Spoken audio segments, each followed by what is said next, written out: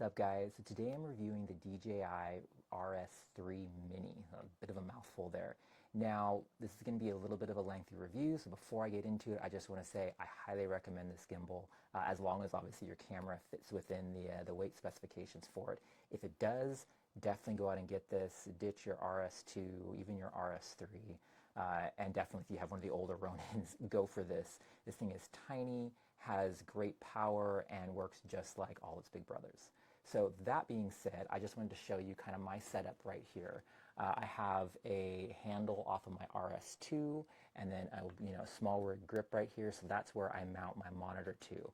It's kind of hard, right? There's not a lot of real estate on the actual body of the RS3 Mini to mount anything, so having your monitor down here is definitely good for that. Something else that I just wanted to mention, just gimbals in general, especially these kind of like one-handed stick style gimbals, is that a reason why, I've run all sorts of different gimbals, from the FreeFly and then all the different DJI Ronin models all the way up to the RS2, and I always liked having the ring around the gimbal, and that's because the weight of the camera, your hands get to be right where it's at. Whereas if you're holding this thing, it gets really top heavy really quickly and you're really straining your wrists. So if you get this, that's the reason people get handles, is to try to help take some of that strain off your wrist. But if you have the handles down here, you're still going to have that strain. And what you want to do is try to get the handles up higher so they're more in line with the actual weight of the gimbal so it doesn't get so top heavy.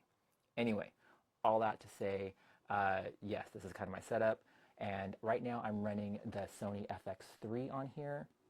I'll put an ND filter on here, variable ND when I'm outside, but for right now I just have just the gimbal and the lens on there. This is the Sigma 24-70 art lens, and it does balance on here just fine.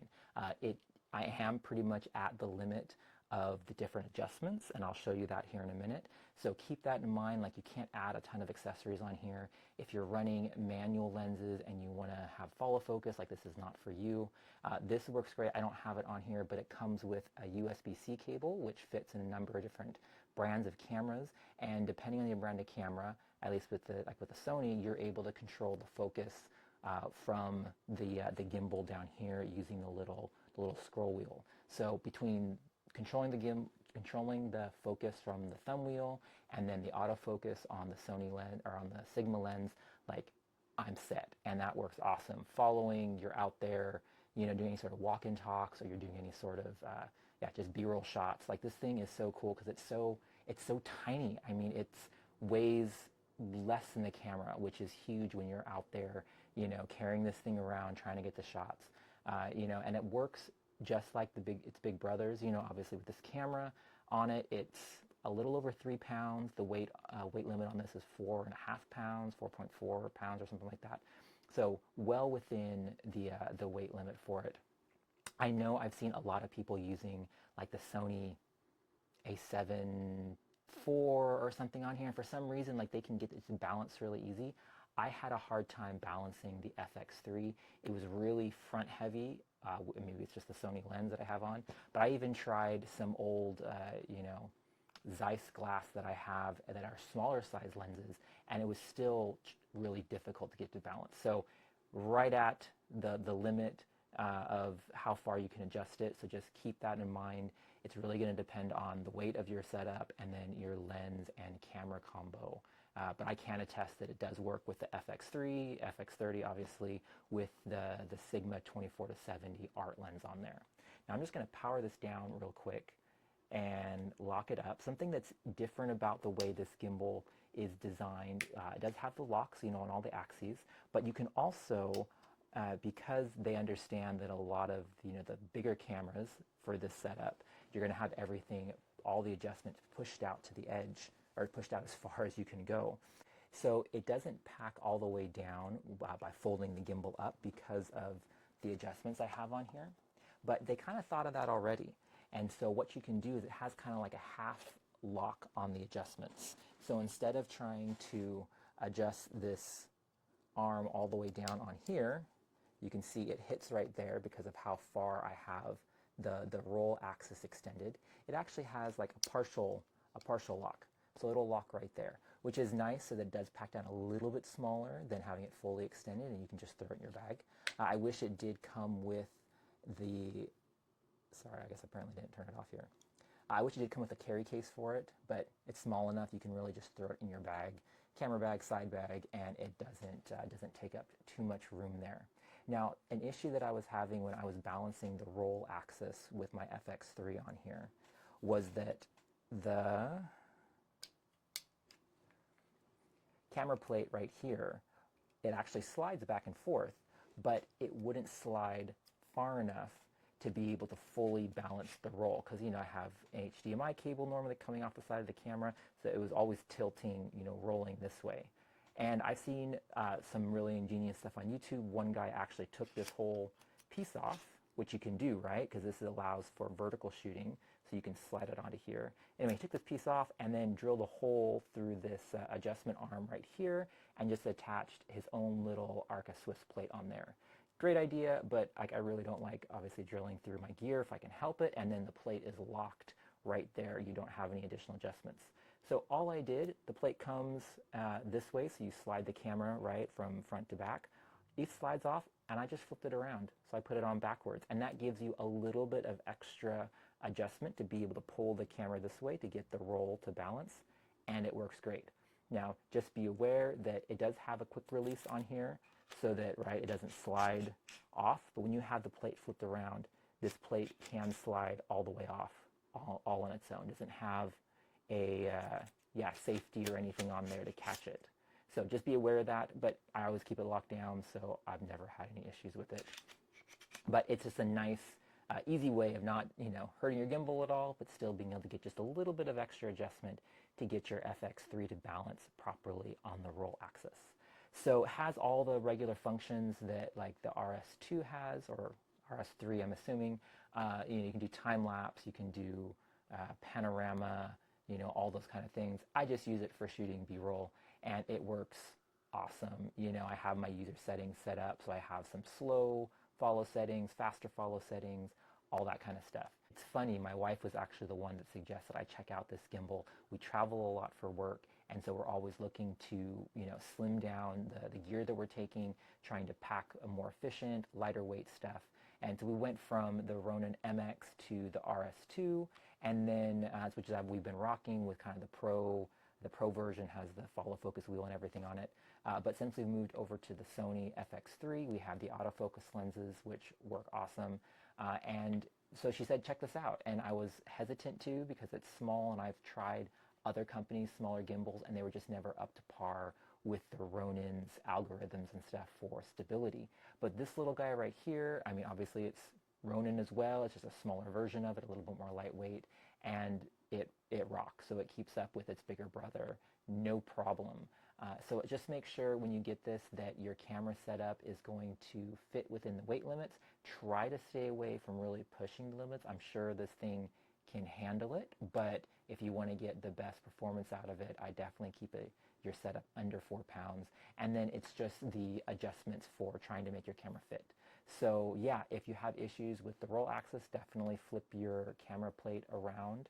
And also make sure the RS2's Arca Swiss plates do fit on here, but especially with some of these bigger camera setups, another issue I was having is that it was getting top heavy. And I realized that the RS2 Arca Swiss plates are a little bit higher, or at least one of them is a little bit higher than the one that comes with this. So I was able to put the RS3 Mini's plate on there, and it lowered my whole center of gravity on my FX3. So then I was able to get it to balance properly with the, I don't know, whatever this axis is right here. So just some little tips to keep in mind. But if you're looking for a good travel setup, or even an everyday gimbal setup, this is definitely something to keep in mind if you have a smaller camera rig. One thing is it doesn't have a detachable battery grip like the RS2 and the RS3, but as it is, I mean, it lasts for 8 to 10 hours, and I mean, for me, this will last multiple days of shooting because I don't run it constantly all day long. So to each his own though, definitely figure out, you know, what you're going to be using it for, how long you need, and if you don't need to be running it constantly for days on end, then this is something to check out, or if you're traveling or something like that. So anyway, thanks for watching, guys.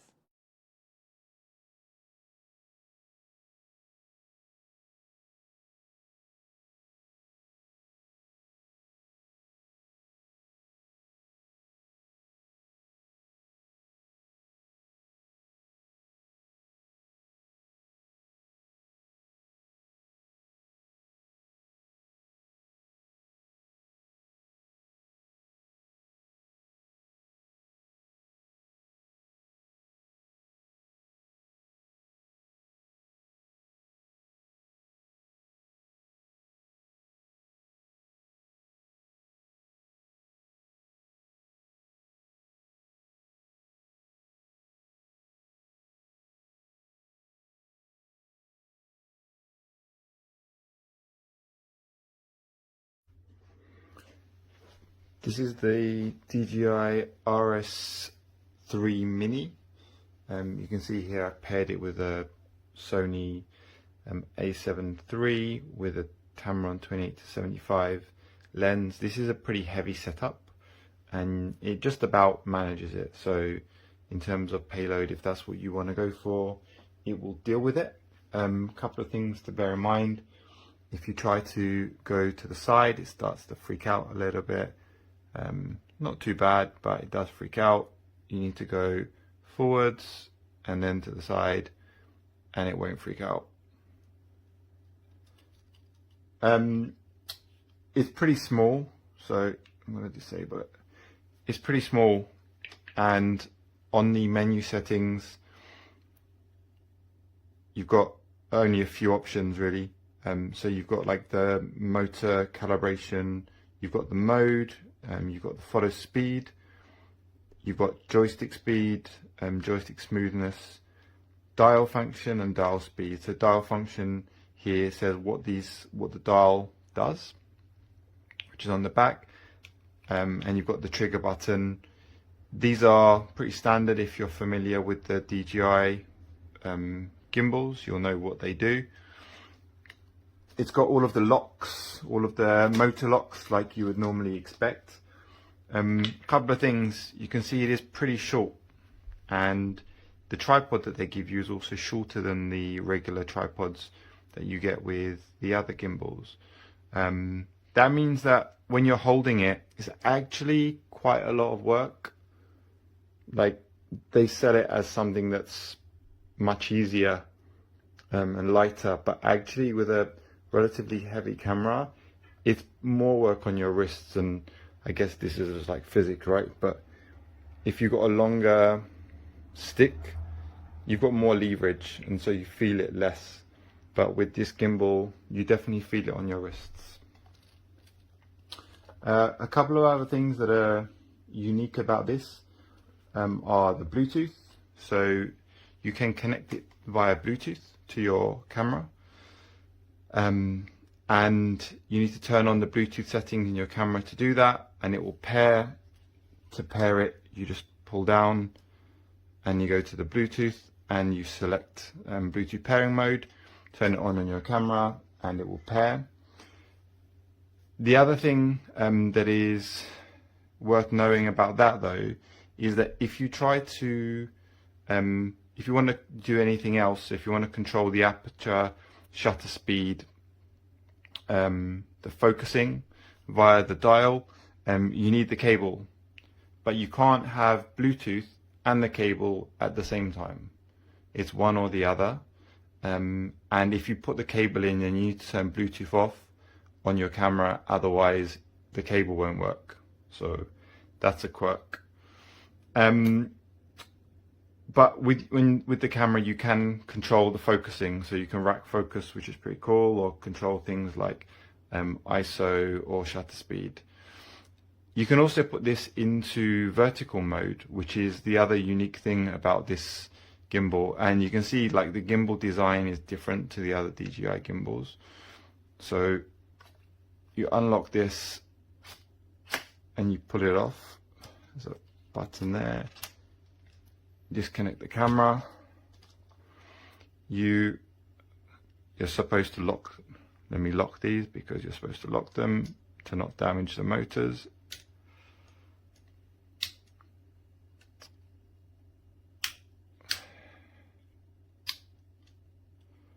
Okay, so you release this. There's another pin at the bottom. You release that. Now, on here there's a red arrow, and on this there is a red arrow, and you go red arrow to red arrow. It's difficult without looking. And you slide it on and lock it into place. And it's that simple. You obviously now need to recalibrate the gimbal because it's the balance has changed, so you need to rebalance it, recalibrate the motors, do a balance check and all of that good stuff. But you can shoot perfectly well in portrait mode, which is cool. Generally, I really like it, but I would say that you should probably get a extension pole, because holding a heavy setup on a very short grip is very, very tiring on the wrists. So I'll be using it with my extension pole, which kind of undermines the mini part, but at least you can fold it up still and fit it into your bag a little bit more compact than you can if you've got a bigger gimbal.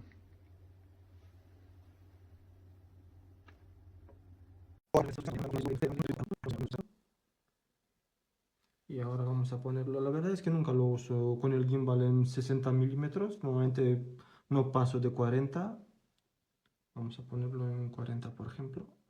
Son 80 milímetros en equivalente en full frame. Pero vamos a ver qué nos cuenta la pantalla. La lucecita también está en verde. No hay ningún problema. No hay ningún error. Todo muy bien balanceado. En modo vertical siempre monto el micrófono encima de la cámara, porque he visto que no hay ningún problema con a la hora de balancear la cámara, funciona todo muy bien.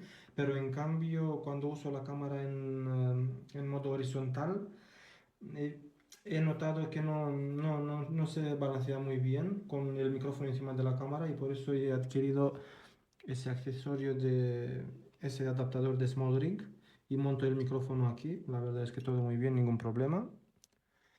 Y a ver, la cámara la tengo conectada con el cable. Ya sé que tiene esa opción de disparar con el Bluetooth. Mi cámara tiene Bluetooth y no hay ningún problema. Cuento muy rápido porque uso el cable. Primero, porque siempre uso el enfoque manual, y para poder controlarlo con la rueda tiene que estar conectado el gimbal con la cámara a través del cable. Y el segundo motivo por el que uso el cable es porque me carga la cámara. Y la verdad es que ahora es que me dura mucho más la batería de la cámara ahora cuando está conectada con el cable. Obviamente que la batería del gimbal va a durar un poco menos, pero es que prefiero que me dure más la batería de la cámara que la del gimbal. Para no hacer muy largo este vídeo, os voy a dejar más abajo, os voy a contar toda mi experiencia con este gimbal.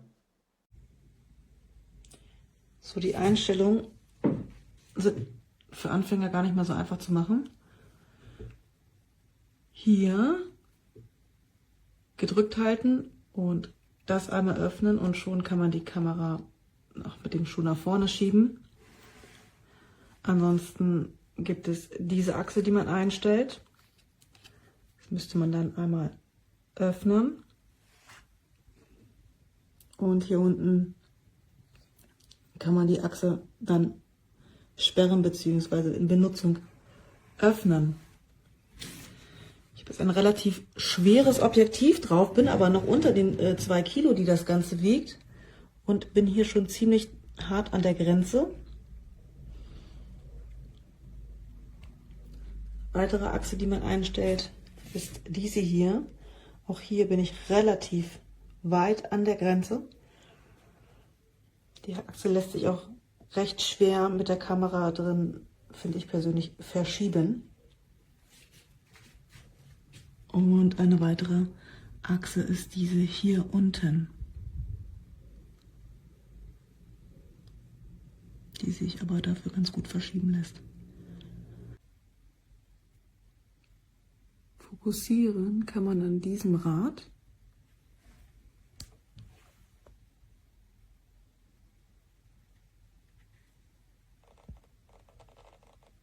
Man hört es auch leicht.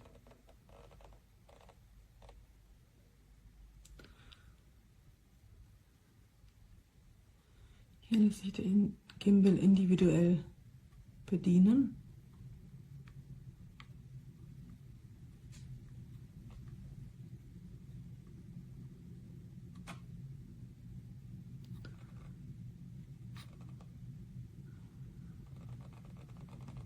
Und wenn man wieder das gerade stellen möchte, dann hier einfach doppelt drauf.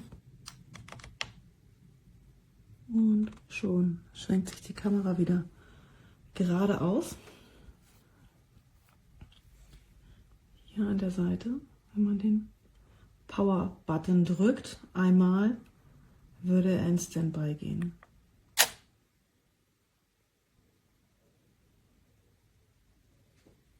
Und schnell wieder an.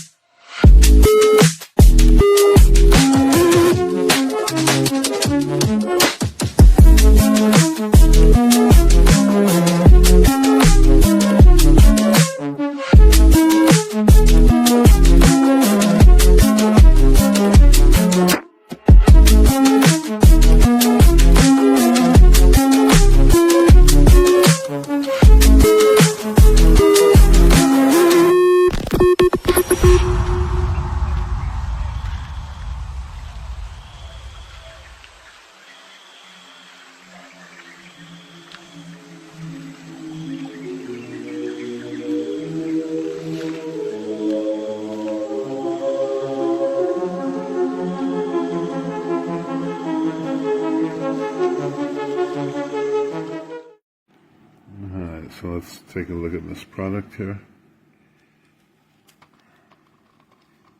As you can see, it kind of has a life of its own. Here's the different modes. So here, pan, follow. This one is the only one that really works. It goes left to right. And again, we're looking at the RS Ronin 3 Mini. See, again, on its own, it abruptly moves. this is really dangerous if you've got an expensive camera like I've got here. Okay, this is pan, tilt, and follow. And again, nothing, locks. You know, all of the axes were unlocked or are unlocked. It just stopped automatically. But we can't get any movement here. We can't get any lift on this axis. So the only thing you really get is from right to left, you know, or left to right, really. You know, it's not this product, this Mini 3 version of Ronin. It's just not strong enough. And I mean, you could maybe calibrate all day and get it to work for 2 minutes, but who wants to spend $400 to do that? So I'm going to give this a thumbs down.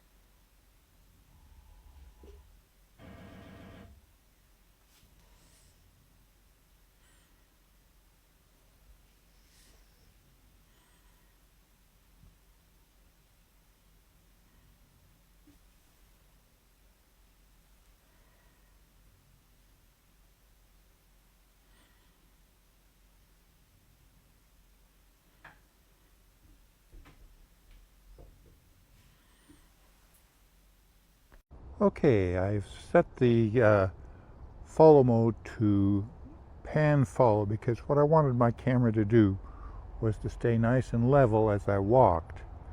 So let's try that. I'm going to walk, see how steady it stays.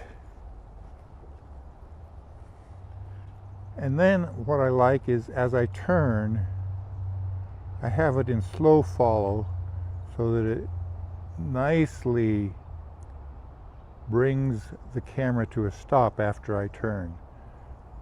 Now if I were to put it into PTF mode, then it would tilt slowly with me as I tilt. And then there's first person view,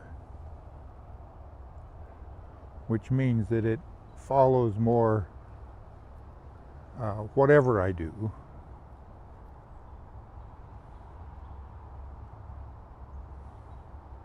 And you can set various custom modes as well.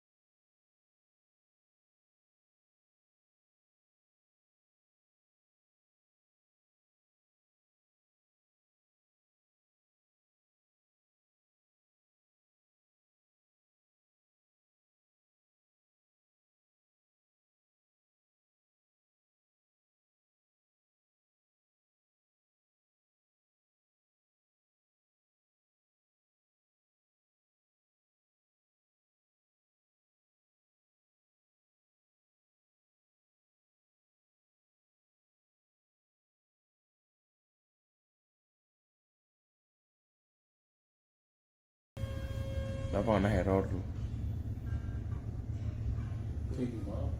Terus nhau. Tuh, secret. Lá bên đây nó đã nước lén. Sing error macam. Rồi đó.